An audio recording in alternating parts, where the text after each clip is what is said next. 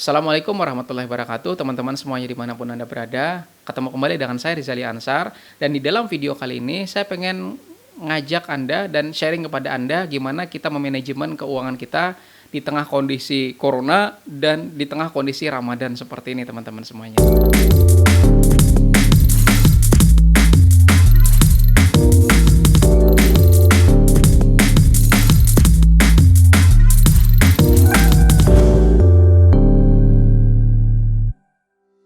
Teman-teman semuanya, dimanapun Anda berada, melakukan manajemen keuangan di tengah kondisi corona dan di tengah Ramadan seperti ini itu perlu sekali. Terlebih bagi Anda yang mohon maaf, pekerjaannya mungkin nggak ada, Anda mungkin nganggur, atau bagi Anda yang mungkin kerjaannya diputus sementara waktu, otomatis pemasukan nggak ada. Maka melakukan manajemen keuangan itu merupakan sesuatu yang sangat-sangat penting untuk dilakukan. Lalu bagaimana cara melakukan manajemen keuangannya? Pertama, manajemen yang perlu kita pahami di sini adalah satu, pengeluaran. Pengeluaran ini teman-teman semuanya itu sesuatu yang mungkin akan menguras isi kantong kita. Artinya apa? Semakin banyak pengeluaran yang kita keluarkan, otomatis semakin banyak pula uang yang akan kita habiskan teman-teman semuanya. Maka dari itu di sini yang perlu kita manajemenkan adalah pengeluaran. Nah, yang paling banyak yang saya temui ya teman-teman semuanya pengeluaran di bulan Ramadan dan di tengah corona seperti ini adalah pengeluaran buat buka puasa. Nah, untuk itu Anda perlu memanajemen gimana caranya pengeluaran terutama buat buka puasa ini sekecil mungkin. Nah, mungkin bagi Anda yang tahun-tahun kemarin ya pendapatannya ada, kemudian uangnya ada, kalau terbiasa buka di luar, saran saya silakan buka di rumah. Nah, mungkin Anda bertanya-tanya, lah kalau saya buka di rumah dan saya nggak bisa ngapa-ngapain, terus mesti gimana? Nah, dalam kondisi seperti ini loh teman-teman semuanya, dalam kondisi seperti ini, dalam kondisi corona seperti ini adalah saat yang sangat-sangat tepat untuk Anda belajar. Bagi Anda yang memang belum bisa masak, silakan Anda belajar masak. Jika Anda belum bisa bikin sesuatu, silakan Anda coba bikin sesuatu, teman-teman semuanya. Bahkan gini loh teman-teman semuanya, mungkin sekitar beberapa tahun belakangan ya teman-teman semuanya, dalam kondisi seperti ini, dalam kondisi yang saya nggak ngapa-ngapain, kebetulan job nggak ada, saya bisa belajar masak, saya bisa belajar mengembangkan sebuah menu-menu baru teman-teman semuanya untuk sarapan di rumah, untuk saya pribadi. Bahkan saya juga bisa belajar, bayangkan ya, kepikiran nggak Anda masak nasi kalau di rice cooker itu butuh waktu ya sekitar 30-40 menit, tetapi ada teknik gimana caranya supaya kita bisa masak cukup dengan waktu ya 10-12 menit matang gitu loh nasinya dan bisa langsung dimakan. Caranya gimana? Menggunakan high pressure cooker. Gimana caranya? Ya pakai Presto teman-teman semuanya. Nah, saya nggak jelaskan secara detail ya gimana caranya masak pakai Presto, silakan cari di YouTube, banyak banget caranya. Tetapi dengan cara seperti ini teman-teman semuanya bisa sudah mengurangi biaya untuk beli nasi di luar, ya masak sendiri gitu loh teman-teman semuanya. Kemudian lauk. Nah, lauk ya bikin gitu loh, apa lauk yang ada. Bayangkan nih teman-teman semuanya. Saya pernah dibilangin sama teman gitu loh. Saya masak telur. Ya tidak, masak telur. Telur saya masak biasa, kocok biasa, kemudian pakai bawang gitu loh. Tapi kata orang, telurnya enak banget. Padahal ya telur gitu loh teman-teman semuanya. Bumbunya apa? Ya garam, ya dikit mecin lah. Ini bukan generasi mecin ya, bukan. Sedikit mecin lah gitu loh. Kemudian kasih kaldu dikit loh teman-teman semuanya. Tapi katanya enak dan gurih gitu loh teman-teman semuanya. Dan bikin orang senang, ketagihan dan makannya banyak gitu loh. Kok bisa? Iya. Jawabannya karena ya saya belajar gitu loh. Oh, ini komposisinya yang namanya bawang itu ketika dicampur dengan ini bakal jadi seperti apa. Ketika saya belajar seperti itu, saya bisa bikin komposisi. Alhamdulillah masakan saya disukai orang. Nah, bahkan saya sendiri suka dengan masakan saya. Nah, gitu teman-teman semuanya. Anda juga bisa belajar metode seperti ini supaya pengeluaran Anda jadi berkurang teman-teman semuanya. Kemudian yang selanjutnya, pengeluaran yang selanjutnya nih teman-teman semuanya, Anda harus bisa juga melakukan namanya DIY. Apa itu DIY? Yaitu adalah do it yourself. Nah, DIY. Ini bahasa Inggris DIY, tapi bahasa Indonesianya DIY. DIY itu bukan daerah istimewa Yogyakarta, bukan. Itu tempat tinggal saya yang lalu. Sekarang saya di Kalimantan. Tapi di DIY itu do it yourself. Nah, maksud do it yourself ini maksudnya adalah ya kerjakan sendiri. Istilahnya bahasa Jawa itu gawe dewe gitu loh. Nah, jadi istilahnya apapun kerjain sendiri gitu loh. dengan kondisi corona seperti ini, saya melakukannya DIY teman-teman semuanya, kerjain sendiri. Misalnya contoh misalnya speaker rusak, saya perbaiki sendiri. Bayangkan ya teman-teman semuanya, seandainya saya bawa ke tukang servis berapa? Anggaplah misalnya bayarnya di tukang servis itu 200.000. Berarti dengan saya kerjakan sendiri, saya bisa menghemat 200.000 rupiah. Pertanyaan Anda, lah kalau misalnya rusak nanti gimana? Perbaiki sendiri.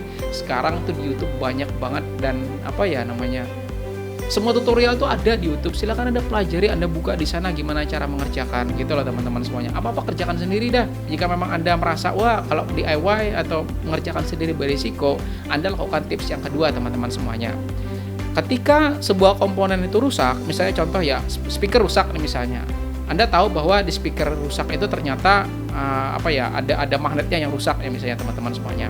Kalau Anda langsung bawa ke tukang servis, kemudian minta perbaiki di tukang servis secara full diperbaiki oleh si tukang servis, maka otomatis bakal sangat-sangat mahal. Tetapi teman-teman semuanya, saya punya tips dan trik supaya mengurangi pengeluaran Anda, yaitu adalah dengan cara Anda beli dulu komponennya secara online. Jadi beli dulu komponennya secara online, kalau bisa second ya. Ingat, di video saya juga saya jelasin nih videonya, apa-apa kalau bisa beli second. Karena kalau beli second itu biasanya lebih murah dan saya paling suka beli second. Jadi misalnya nih teman-teman semuanya, teman-teman punya speakernya rusak misalnya, magnetnya rusak. Ya sudah cari di internet magnet dengan spesifikasi yang sama dengan speaker teman-teman semuanya. Akhirnya apa? Akhirnya teman-teman semuanya bisa lebih murah kalau teman-teman semuanya membeli dibandingkan dengan membeli ke tukang servis. Biasanya gini loh teman-teman semuanya, pengalaman. Waktu itu kulkas di tempat usaha saya, kebetulan usaha saya kuliner ya, otomatis banyak memerlukan kulkas. Tiba-tiba tengah jalan kulkasnya belum berhenti. Pusing nih, isinya daging teman-teman semuanya. Bayangkan ya, daging isinya mungkin sampai 40-50 kilo loh teman-teman semuanya. Itu kulkas nggak jalan, sampai ya berhari-hari lah misalnya. Apa yang terjadi kira-kira? Ya otomatis dagingnya bisa busuk. Maka dari itu, bayangkan kalau seandainya kulkas rusak terus tiba-tiba saya bawa ke tukang servis, apa yang terjadi? Ya waktu, ya tidak. Kemudian biaya. Nah, kemudian saya cari di internet, oh rusaknya kemungkinannya ini dan ini. Misalnya contoh ya, kapasitornya rusak misalnya. Kemudian ada komponen-komponen lain yang rusak. Ya sudah gitu loh, saya coba cek, saya bongkar, saya coba cek kapasitornya, ternyata bagus masih, ternyata ada komponen lain yang rusak.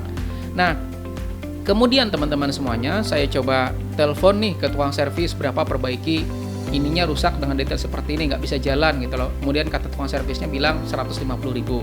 Bayangkan ya teman-teman semuanya, 150.000 dan saya mesti bawa kulkas saya ke tukang servis. Kemudian dengan saya search di internet, saya cari solusinya di internet, ternyata permasalahan ada di komponen tertentu. Saya berangkat ke pasar, saya cari ke toko elektronik dan ternyata apa yang terjadi? Komponen itu cuman bisa dibeli dengan harga Rp25.000. Dan bayangkan gimana cara pasangnya. Cara pasangnya tuh gampang luar biasa. Gimana caranya? Cukup dicolok selesai. Itu cuma soket teman-teman semuanya. Tahu soket? Soket itu maksudnya ada kaki dan ketika kaki itu ditaruh di tempatnya ya sudah bisa dipakai gitu loh teman-teman semuanya. Akhirnya apa? Bisa. Hanya dengan 25.000 saya pertama bisa menghemat dari bayar 150.000 jadi 25.000. Kemudian saya juga bisa menghemat ya nggak usah bawa kulkas dari tempat saya ke tukang servis. Bayangkan kalau bawa sendiri, ya kalau saya sih punya mobil gitu loh teman-teman semuanya. Tapi bayangkan kita butuh effort lagi pakai mobil. Bayangkan bagi teman-teman semuanya di sini yang nggak punya mobil, nggak punya gerobak misalnya nih, bawa gimana caranya? Ya, otomatis sewa beca misalnya, sewa angkutan atau sewa gerobak berapa? 50.000. 150 tambah 50.000, 200.000. Sedangkan perbaiki sendiri 25.000. Nah, gitu loh teman-teman semuanya, bisa lebih hemat lagi. Artinya apa?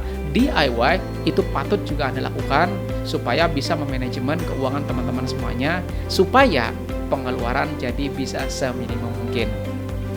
Kemudian setelah yang tadi kalau masakan bikin sendiri, kemudian yang kedua DIY, kemudian yang ketiga cari job. Apapun itu cari job. Lah, jobnya ada sih job tapi nggak banyak. Ya kalau Anda berpikir mau cari yang banyak di tengah kondisi seperti ini, ya cari dimanapun susah. Dan semuanya pun pasti mau gitu loh teman-teman semuanya. Tapi pertanyaan saya gini, pilih mana? Mau punya job meskipun uangnya sedikit, pendapatannya sedikit, atau nggak punya job sama sekali dan Anda nganggur? Ayo pilih mana? Pilih punya job kan? Ya sudah gitu loh, daripada nganggur, yang penting ada pendapatan ya nggak apa-apa gitu loh, daripada kita pengeluaran mulu. Nah, maka dari itu carilah job, apapun terserah deh teman-teman semuanya. Nah, sebagai contoh ya teman-teman semuanya, saya punya teman ini awalnya kerja di perusahaan, tetapi karena perusahaan itu kolaps dan menghadapi situasi yang sangat-sangat sulit di tengah corona seperti ini, akhirnya dia dirumahkan. Kemudian apa yang harus dia lakukan? Ya sudah gitu loh, daripada nggak bisa ngapa-ngapain, akhirnya dia ditawari sebuah job, yaitu jadi merebut masjid. Nah, berapa kira-kira pendapatannya jadi merebut masjid? Ya 300.000 teman-teman semuanya. Mungkin Anda berpikir, oh kecil banget 300.000. Ya nggak apa-apa teman-teman semuanya, yang penting masih ada kerjaan gitu loh. Nah, yang penting masih ada kerjaan, dan lagi enaknya jadi merebut masjid, dia dijamin makan buka puasa, dia dijamin makan sahur teman-teman semuanya. Ya nggak apa-apa kan, dapat 300.000, makan sahur dijamin, makan buka puasa dijamin, kemudian dapat 300.000. Tapi ingat ya prinsipnya teman-teman semuanya, bahwa meskipun kita cuma dapat 300.000, tetapi ketika apa yang kita berikan itu lebih dari yang kita dapat, maka akan disimpan di dalam tabungan langit teman-teman semuanya. Ini prinsip dari law of attraction ya. Di dalam ilmu law of attraction, ketika apa yang kita beri itu lebih dari yang kita terima, maka akan dikembalikan dalam bentuk yang lain. Saya kasih contoh nih teman-teman semuanya. Zaman-zaman dulu ya teman-teman semuanya, saya pernah mengalami hal yang mungkin gak keduga sama sekali. Ketika saya berangkat dari rumah saya ke tempat teman, tiba-tiba di depan saya itu ada batu. Nah, saya naik motoran, depan saya ada batu. Bayangkan teman-teman semuanya, seandainya di depan saya itu nggak ada kucing, saya bakal ketabrak batu itu. Dan bayangkan ketika saya ketabrak batu, di depan saya itu ada tronton gede banget. Nah, ketika ketabrak batu, misalnya nih, ketika ketabrak batu, trontonnya lewat, ketabrak, lindes, mati teman-teman semuanya. Tapi untungnya ada kucing. Nah, biasanya kan kita kalau lewat tiba-tiba ada kucing, pikiran kita atau fokus kita jadi kefokus sama itu kucing gitu loh teman-teman semuanya. Bisa jadi kucing itu adalah manifestasi dari apa yang tadi kita berikan lebih dari yang kita terima teman-teman semuanya. Nah, Anda bisa lakukan apapun, cari dah teman-teman semuanya job, nggak apa-apa, meskipun pendapatannya cuma sedikit, nggak apa-apa, tapi ingat, berikanlah hal yang lebih maksimal. Jangan sampai misalnya, oh pendapatannya kok kecil gitu loh, Anda jadi malas-malasan, nggak mau kerja, nggak mau maksimal, karena Tuhan itu maha adil teman-teman semuanya. Dan ketika Anda berikan itu lebih dari yang Anda terima, maka pasti akan kembali dalam bentuk yang berlipat ganda lagi. Nah, ingat teman-teman semuanya, 3 hal yang sudah saya berikan tadi, mudah-mudahan ini bisa membawa manfaat dan berkah bagi teman-teman semuanya. Terima kasih sudah menonton video ini. Jika memang ada pertanyaan, silakan Anda komen di kolom komentar. Jika memang Anda suka dari video ini, silakan Anda like video ini. Terima kasih sudah menonton. Saya Rizal Ansar. Wassalamualaikum warahmatullahi wabarakatuh.